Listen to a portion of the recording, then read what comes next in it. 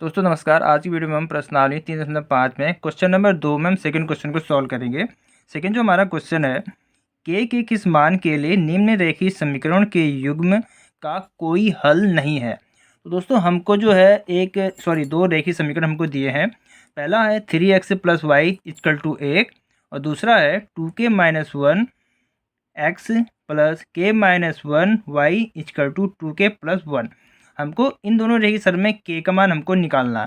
तो क्वेश्चन में हमसे बोलता है अगर हमको के का मान अगर हमको मिल जाता है तो वो जो रेखीय समीकरण होगा उसका कोई भी हल नहीं होगा। तो दोस्तों जैसा कि आपको पता है कि किस प्रकार के रेखीय समीकरण के कोई हल नहीं होते हैं, उनकी जो शर्तें होती हैं वो होती है a1/a2 का मान b1/b2 का मान बराबर होता है, लेकिन b1/b2 का मान c1/c2 के मान के बराबर नहीं होता। जो भी रेखीय समीकरण इन शर्तों को पूरा करती है उन रेखीय समीकरण के कोई भी हल नहीं होते हैं।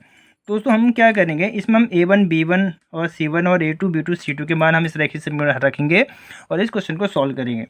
तो हमको समीकरण 1 हम इसको मान लेते हैं और इसे हम कर लेंगे समीकरण 2।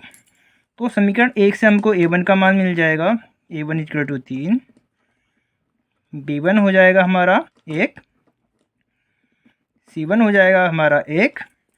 उसी तरीके से a2 का मान हमारा हो जाएगा 2k - 1, b2 का मान हो जाएगा k - 1 और c2 का मान हो जाएगा 2k + 1।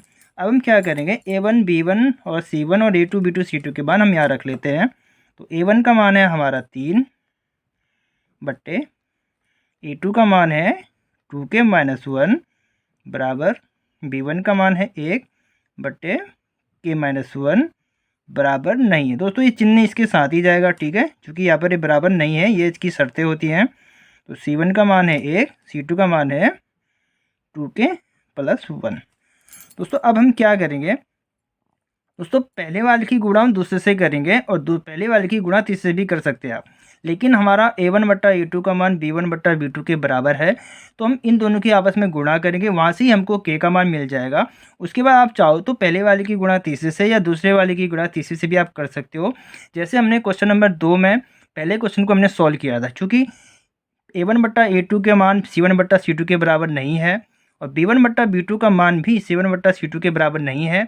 अगर आप इसको सॉल्व करने भी जाएंगे, जो भी हमारा k का मान निकल के आएगा वह दोस्तों मान्य नहीं होगा, ठीक है। चलिए हम इसको आगे सॉल्व करके हम आपको बताएंगे। तो सबसे पहले हम क्या करेंगे, पहले वाले की गुणा हम दूसरे से करते हैं, ठीक है।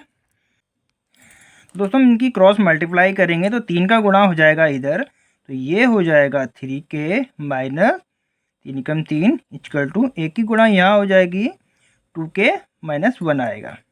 इसको आगे सॉल्व करेंगे तो ये हो जाएगा 3k, इसको हम बराबर के इस तरफ लेकर के जाएंगे तो ये भी हमारा माइनस का 2k और एक को भी हम यहाँ ले आएंगे तो प्लस का हो जाएगा 1 = 0।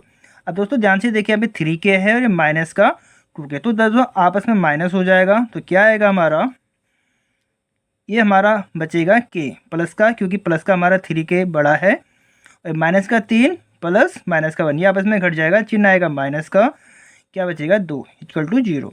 तो हम 2 को इस तरफ ले जाएंगे बराबर के, तो k का मान हमको मिल चुका है दोस्तों 2। चूँकि दोस्तों हमारा k का मान आ गया है 2, अब हम चाहे तो इसको सॉल्व नहीं भी करेंगे तो भी चलेगा, क्योंकि हमको k का मान मिल चुका है। अगर आप इससे आगे सॉल्व करेंगे तो जो भी हमारा k का मान होगा वह मान्य नहीं होगा। चलिए मैं आपको सॉल्व करवा के दिखाता हूँ। दोस्तों अब हम गुणा करेंगे b1/b2 का गुणा हम c1/c2 से करेंगे, क्योंकि दोस्तों दोनों के मान आपस में बराबर नहीं है तो ये चिन्ह भी आपका इसी तरीके से लगेगा। अब हम इनकी क्रॉस मल्टीप्लाई करेंगे तो क्या आएगा, ये हो जाएगा 2k + 1 बराबर नहीं है, ठीक है। ध्यान रहे दोस्तों ये चिन्ह इसी तरीके से काम करेगा, इसके साथ इंटू हो जाएगी तो ये बजाएगा k - 1। अब हम क्या कहते हैं, सारा का सारा हम इसको बराबर के इस तरफ लेकर के जाएंगे तो 2k + 1 ये हो जाएगा माइनस का k, माइनस का 1 है, ये हो जाएगा प्लस का 1 = 0 बराबर नहीं है, ठीक है। ध्यान रहे ये 2k है ये 1k है तो माइनस हो जाएगा, चिन्ह आएगा प्लस का, तो क्या बचेगा हमारा k, ये प्लस का 1 है ये भी प्लस का 1 है, दोनों आपस में जुड़ जाएंगे तो क्या आ जाएगा